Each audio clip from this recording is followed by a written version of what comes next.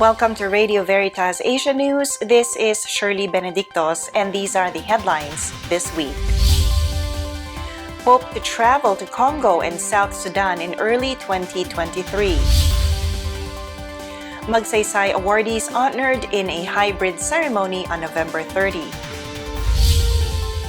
Violence against Indian Christians is at an all-time high.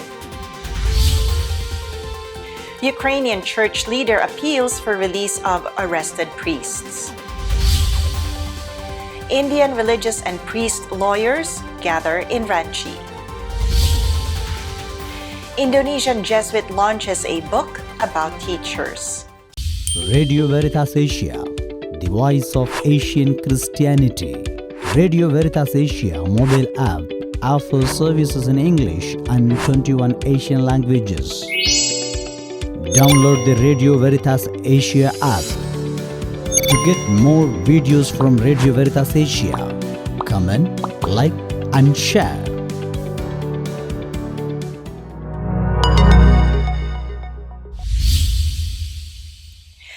The Pope to travel to Congo and South Sudan in early 2023.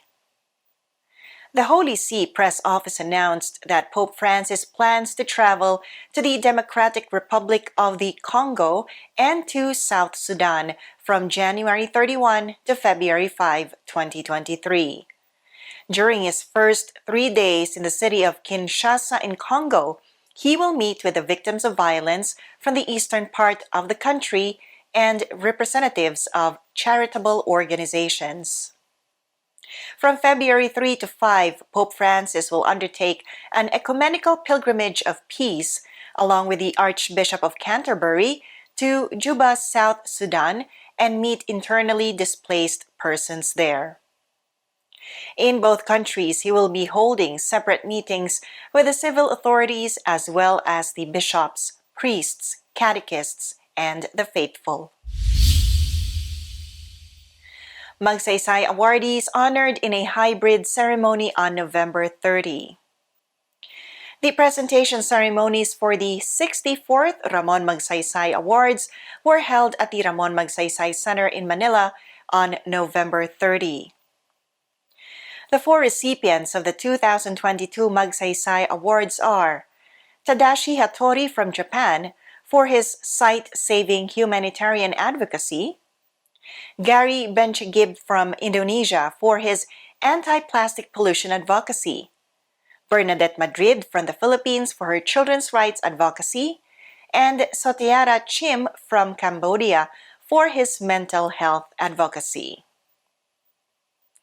These transformative leaders from different parts of Asia personally received their awards at a colorful event. This year's Ramon Magsaysay awardees represent the best of humanity, said Aurelio R. Montinola III, chairperson of the Ramon Magsaysay Award Foundation. Violence against Indian Christians is at an all-time high.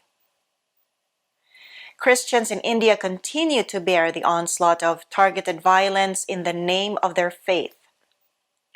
The year 2022 saw the greatest increase in the number of violent incidents against Christians in India, with 511 reported cases till November, as against 505 incidents in 2021.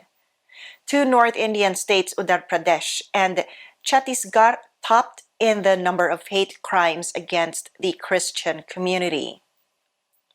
In almost all incidents, vigilante mobs comprising religious extremists either barged into prayer gatherings or rounded up individuals falsely accused of forced religious conversions. There were also incidents of enforced reconversions to Hinduism. Targeted violence against the peace-loving Christian community has made it dangerous to practice the Christian faith in the country. Ukrainian church leader appeals for release of arrested priests. The Ukrainian Greek Catholic Archbishop Shevchuk appealed for the immediate release of the two Catholic priests who have been detained in Berdyansk, a port city in southeastern Ukraine, which is under Russian control. The statement noted that some military objects were placed in the church in order to accuse them of the illegal possession of weapons. The two Redemptorist priests, Fathers Ivan Levitsky and Bohdan Heleta, served in the Nativity of the Blessed Virgin Mary Church, the community entrusted to them. The Archbishop asked all the faithful of our church in Ukraine and abroad to pray for the salvation of these two priests. Indian religious and priest lawyers gather in Ranchi. The annual meeting of the National Lawyers Forum of Religious and Priests of India was held at Manresa House, Ranchi, the capital city of Jharkhand, from November 25 to 27. 110 priests and nuns who are lawyers and social activists gathered to discuss prophetic response of the church to the cries of the people.